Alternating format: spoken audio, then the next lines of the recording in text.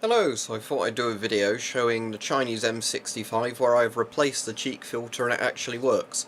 Now, if you don't know, the Chinese M65 is a very weird cheek filter mask because it's one where there's kind of a filter built into it they didn't really intend for you to replace, and you can get the original filter out, which I'll show you.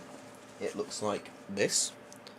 Basically, this is the side that faces towards the user's face. This is the side on the outside where you have the this bit clipped onto. So it's basically just a cheek filter with a metal casing, so you can see it there. There. So obviously the outside section of the filter is what gives you the particulate protection, because you can see there's some sort of fabric material on there. And then obviously inside it will be filled with charcoal. So that's how the actual cheek filter works inside the mask, which obviously isn't designed to be replaced, or at least not easily.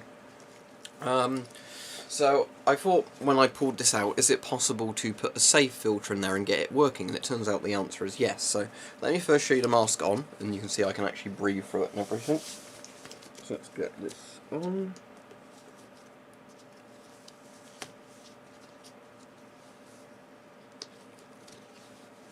So, as you can see, the mask pressurizes, and when I tested this with banana oil the other day, it actually works. So what have I done? Let me show you. So if you want to see first, before I open all this up, what the filters I've put in there, you can probably get ones that fit better than this. Scott Pro 2 filters, and this is just a simple A1 filter. Basically, it's one of these. Obviously I opened one to get one out, it was a double pack, but it's basically just an organic vapor one filter. As you can see, I think this plastic section is where you'd put a particle filter inside it if you bothered to put one in. So I've essentially put it in backwards. So what I've done is I've put some elastic bands around there to keep that secured. So let's get these off a second. There we go. Right, when I take the elastic bands off, you'll see that this will fall off because there's nothing keeping it on. And there you can see that the filter is actually in the cheek. So what I've done is I've got one of these filters and it's gone in that way basically, so it's facing that way, as you can see. The blue plastic bit is on there, but what I've done is the corner of the blue plastic bit is there. So how it works is it sits in there like that.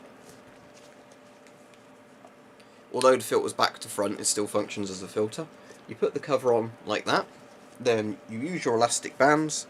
Bing and a couple of other people were suggesting in the comments you could use Jubilee clips or cable ties or whatever, which would also work, but I just use elastic bands because it's simple and they work and you can take them on and off very easily if you want to replace the filter.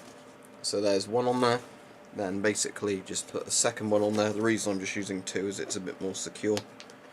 There we go, and now that's not going to fall off. So as you can see, that's kept the filter in place. So as you can see, that's not obviously as big as the original filter was that went in this cheek, because that is obviously the exact size of the cheek filter pouch. So as I was saying, I think probably the best aftermarket filters I've seen that would probably fit in this would be 3M style filters. Unfortunately, they were quite expensive when I was looking into buying them, because with these Scott filters, I was able to buy, basically I bought 2 packs of these, so I got 4 filters in total, and that was just under £4. So they work out less than £1 per filter, whereas if you buy a dual pack of 3M filters, just the simple organic vape ones, normally would work out at least £10 to £20 sort of price range. But I think the shape of a 3M filter would actually fit better in there. But sadly, as I said, I don't have any 3M filters to try in there. But there'd be probably quite a few aftermarket filters you could fit in there. You could probably put M17 or M10 cheek filters in as well, if you wanted to. It'd be a bit of a stretch, but basically, you actually get at the pouch from the outside on these, which is sort of interesting, because it just connects to the mask via that thin sort of Tissot system there, and then obviously connects to the left eyepiece there. So, yeah. Interesting thing. I thought some people might find this interesting, because I don't know if anybody's ever tried this before, but yes, it turns out that without damaging the mask, you can actually get the filters out of a Chinese M65 or Type 65, and then using various kinds of modern aftermarket filters. Obviously 40mm wouldn't be any good for this, but sort of things like 3M or Scott filters, proprietary filters for half-face industrial masks, you can actually find something that will fit in there and make an airtight seal if you do enough sort of prepping and messing about with it. that you could actually, in theory, keep replacing the filters and making use of this mask.